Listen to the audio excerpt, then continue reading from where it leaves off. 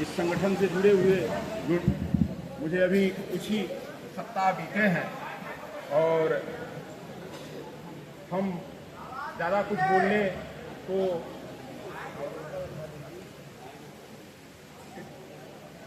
नहीं है मुझे, लेकिन सिर्फ इतना मैं कहना चाहूँगा कि हमारे मंच पे आपसे मेरी केपी सोनकर साहब के यहाँ बात हुई और मेश्राम साहब जी से मैं बहुत प्रभावित हुआ और प्रभावित होने के बाद हमने इस संगठन के साथ अपने को जोड़ा और कार्य करने के लिए किया, अपने मन को दृढ़ संकल्पित किया हूँ। सिर्फ मैं एक बात कहना चाहूँगा, अभी तमाम वक्ता बोल रहे हैं और मैं सबको सुन रहा हूँ।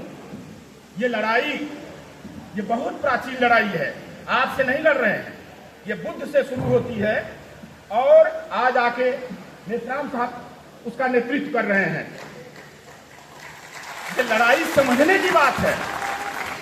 सबसे बड़ी बात यह है कि तमाम वक्ता बोल रहे हैं हमको ये करना है, हमको वो करना है, हमको सबसे बड़ी बात यह है कि हमको व्यवस्था में परिवर्तन करना है और उस व्यवस्था परिवर्तन के लिए हम क्या कर रहे हैं इस पर विचार करना पड़ेगा।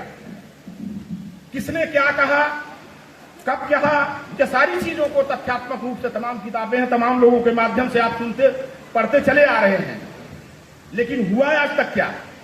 उस व्यवस्था परिवर्तन में हम आज कितना सफल हैं इसका मूल्यांकन करने की आवश्यकता है।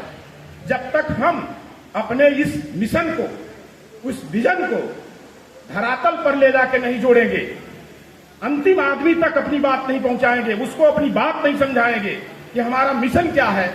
हमारा मिशन है सत्ता परिवर्तन, व्यवस्था परिवर्तन, और व्यवस्था परिवर्तन तब होगा जब हम उस लेवल पे जाके काम करेंगे। हमारे सामने एक कैडराइज संगठन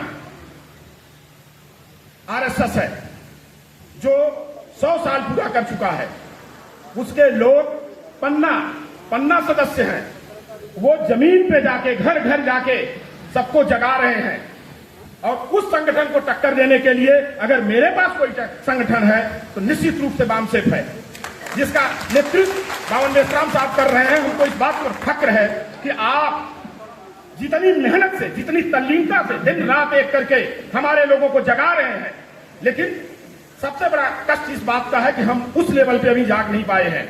हमको जमीन पर उतरकर अपने विचारों को लोगों तक पहुंचाना होगा। बूथ लेवल पर जाके, गांव के गलियारे में जाके, घर पे बैठ के एक एक आदमी को एक्टिवेट करना होगा, अपनी विचारधारा के साथ जोड़ना होगा, उसको समझाना होगा कि मेरा मिशन क्या है, मेरा विजन क्या है। व्यवस्था परिवर्तन इतना आसान काम नहीं है। आप बंदूक चलाना तो सिखा सकते हैं, लेकिन आप व्यवस्था में परिवर्तन करने के लिए आपको सबसे बड़ी जरूरत होती है कि आप शिक्षित हों, कैडराइज्ड हो, ट्रेंड हो, आपके पास उस लेवल की जानकारी हो और अपने लोगों को उस तरह से जागृत किया जा सके।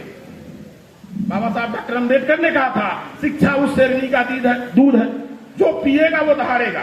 पी कितने लोग रहे हैं? सवाल यह है, हमको घमंड है कि हमारी आबादी सबसे अधिक है, हम 85% का नारा लगाते हैं। सही है, नो डाउट आपके पास 85% की संख्या है, मैं तो उससे ज्यादा आपको आकलन करता हूं, लेकिन शासन आप पर कौन कर रहा है? मात्र 3.5% इस देश का ब्राह्मण जो एक संगठन चला रहा है, और वो संगठन हमारे और आपके बल पे चला रहा है, हमारे आपके लोग उसमें हैं। हमको क्या करना है कि जो लोग उसके साथ जुड़ के हमारे साथी, हमारे लोगों के साथ ही गलत कर रहे हैं, हमको उन लोगों को अपने पक्ष में, अपने पाले में लाना होगा, तब जाके ये परिवर्तन होगा। इसी के साथ चिट्ठी भी आ गई है, समय अभाव है।